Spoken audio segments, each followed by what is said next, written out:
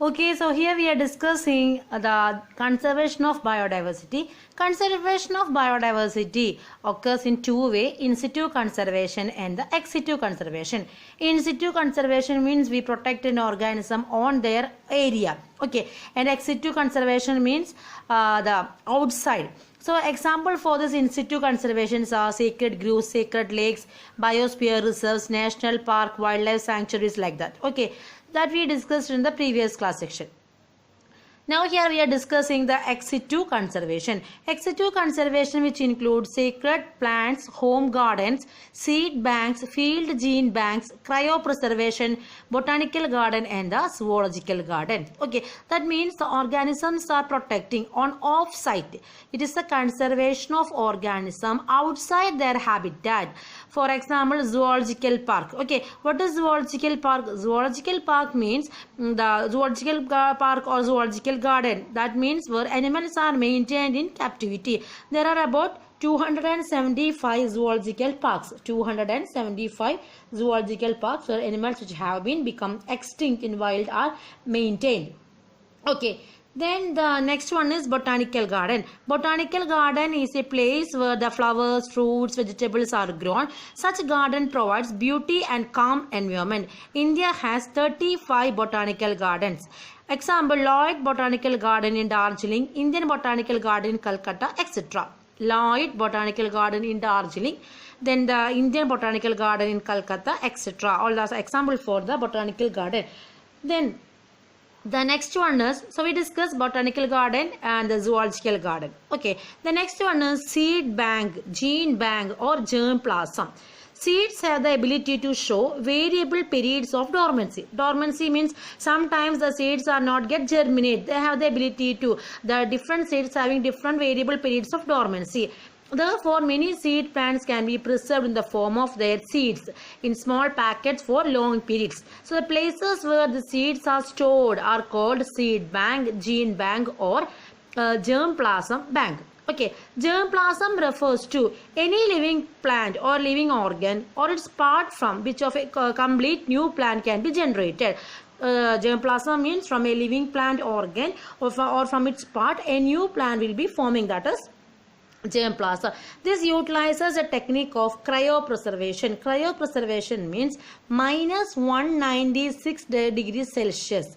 The organisms are preserving in minus 196 degrees Celsius under the liquid nitrogen. Liquid nitrogen, that is very important. Germ plasm refers to any living plant or organ or its part from which complete new plant can be generated. This utilizes the technique of cryopreservation in liquid nitrogen at a temperature of minus 196 degrees Celsius.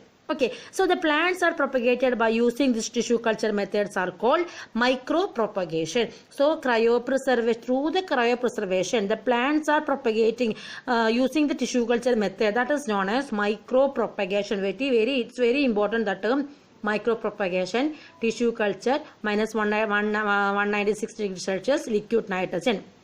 Okay, then the next is animal translocation. It involves the release of animals in a new locality. It takes place when a species is endemic or restricted to a particular region. A species on which animal is dependent becomes rare due to habit destruction and unfavorable condition and increase in population in an area. At that time, the animals are translocated to the next place, also next locality. So on there, the animals are protecting or protected. Clear it is. So this is about the ex situ conservation. So the biodiversity conservations are two types: ex situ conservations and the in situ conservation.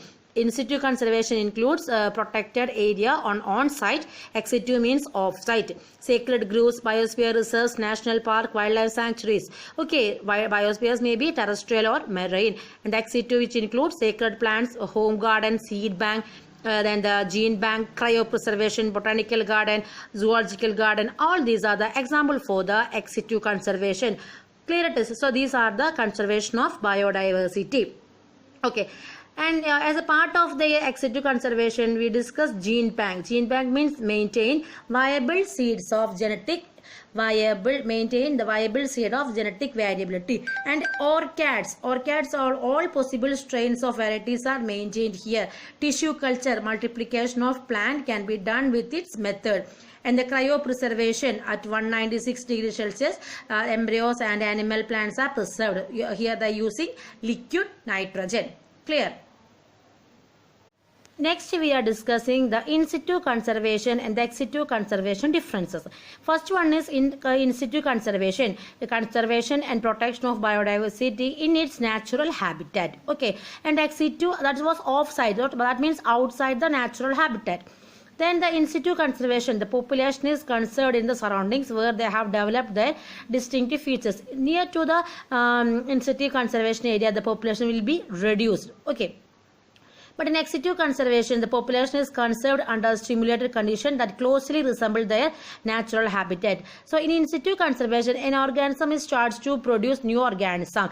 The population is conserved in surroundings. It depends upon the surroundings. But in case of ex situ conservation, we are giving the proper environmental condition to the organism to reproduce. Okay, so example for the in situ conservation is national park, biosphere reserves, wildlife sanctuaries, and the ex situ conservation, that is botanical garden, zoological park, wildlife safari, and the gene banks. In previous section, we discussed that IUCN preparing Red Data Book. The Red Data Book, the use of the Red List are developing awareness about the importance of threatened biodiversity, identification and documentation of the endangered species, then providing a global index on the decline of the biodiversity, and the defining conservation priorities at the local level and guiding conservation action. Okay, the IUCN maintaining a red list. The red list include the following species. They are extinct in the world, critically endangered, vulnerable, lower risk, data deficient, not evaluated. So, okay, so in this eight category of organisms are seen in the Red Data Book. Extinct in the world, critically endangered, vulnerable, lower risk, data deficient, and not evaluated. According to 2000, the red list contained assessment of more than 18,000 species and 11,000 of which are threatened. According to the red list in India, 44 plant species are critically endangered, 113 plant species are endangered, 87 plant species are vulnerable, 18 animal species are critically endangered, then the 54 animal species are endangered and 143 animal species are vulnerable. So extinct species which include our dodo, passenger pigeons, etc. And the threatened species, they are including in the group.